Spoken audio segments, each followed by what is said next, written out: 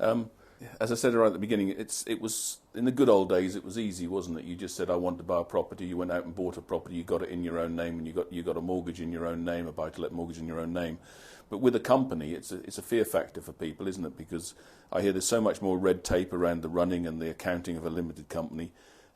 But I think if it's the best platform for people to go down, there's got to be an educational piece there as well for us, hasn't there, to sort of help these people? Yeah, absolutely. I mean, a limited company as a means for owning investment property has come a long way. When you went back to, say, the 1980s, lending was nigh on impossible if you were buying through a limited company.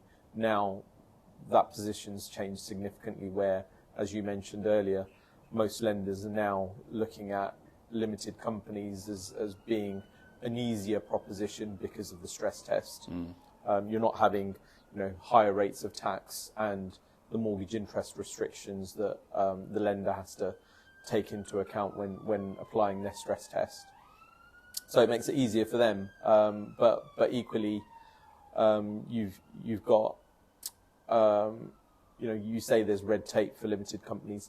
Having said that, yes, you have to prepare accounts that have to be submitted to Companies House. You have to prepare corporation tax returns, and a company is a separate legal entity. So any money that you take out of the limited company has to be accounted for. Is that overly onerous? No, not really. Get yourself an accountant, and they'll take all that pain away from you. But equally, if you said, is that any more painful than owning the buy-to-let business personally?